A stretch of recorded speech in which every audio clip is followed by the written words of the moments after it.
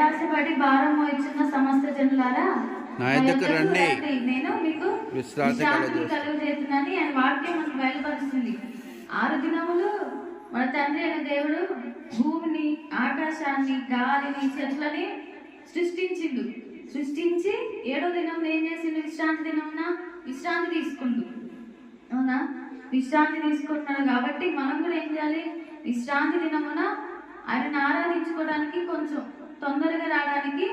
విశ్రాంతి దినం అంటే మనకి సెలవు, హాలిడే ఇచ్చింది దేవుడు. మనకి సెలవు ఇచ్చింది కాబట్టి మనం ఇంటి దగ్గరే ఉంటాం కదా, సెలవు కాబట్టి మన పనులు త్వరగా పూర్తి చేసుకొని మందిరానికి రావడానికి మనం ప్రయత్నం చేయాలి. వచ్చి ఆయనను ఆరాధించుకోవడానికి మనం ముందుగా ఉండాలి.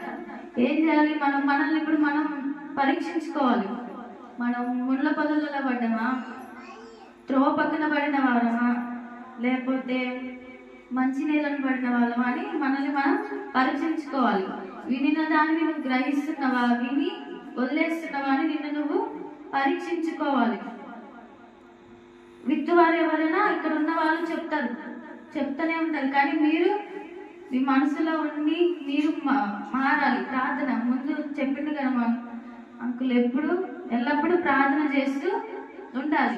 పోయిన సంవత్సరం చేసా, ఇప్పుడు చేయలేదని చెప్పి, ఇప్పుడు నాకు ఎప్పుడు కార్యం జరగట్లేదని చెప్పి మనం ఊరికే ఉండొద్దు. ప్రార్థన చేసుకుంటూనే ఉండాలి. వాక్యం మనకి ఏం చెప్తుంది, వాక్యం ద్వారా మనం ఏం నేర్చుకున్నాం అనేది మనం ఈరోజు వచ్చి నేర్చుకునేది. ఆదివారం పూట మనం నేర్చుకునేది ఏంటిది, ఏం మాటలు చెప్తున్నారు అని మనం విని గ్రహించాలి. విని గ్రహించిన వాడు 100 అంతలు 60 అంతలుగా ఫలిస్తాడు. అంతేనా? 30, 60, 100 అంతలు. ఎప్పటికైనా దేవుడి ప్రణాళిక మన యందు నెరవేర్చబడుతూనే ఉంటది. మనం ఆయన మాటల్ని విని గ్రహించే వారంగా ఉండాలి. మంచి నేలను పడిన విత్తనంగా మనం ఫలించాలి. 100 అంతలు 60 అంతలుగా. చిన్న వాక్యం దేవుడు దీవించిందాక ప్రార్థన చేసుకున్నాం. మహోన్నతుడ, మహాగణుడ, సర్వశక్తి మంతుడ, సర్వోన్నతుడ, నీ బంగారు పదవులకు వందనాలు తండ్రి. అయ్యా తండ్రి, ఇప్పటి వరకు చెప్పబడిన వాక్యం మీరు బిడ్డలతో మాట్లాడారని నమ్ముతున్నాను తండ్రి. వాళ్ళతో మీరు మాట్లాడడం తండ్రి. ఏసియా, మేము తండ్రి త్రోవ పక్కన పడిన బిడ్డలో కాకుండా తండ్రి మంచి నేలన పడిన విత్తనం లాగా తండ్రి మీ అన్న భయభక్తులు కలిగి విని గ్రహించే వారంగా ఉండే భాగ్యం దయచేయండి తండ్రి. మీ బలం, మీ శక్తితో మమ్మల్ని జ్ఞాపకం చేసుకుని తండ్రి ఎల్లప్పుడూ మీ అందరూ ప్రార్థించే బిడ్డలతో మేము ఉండే భాగ్యం దయచేయండి తండ్రి.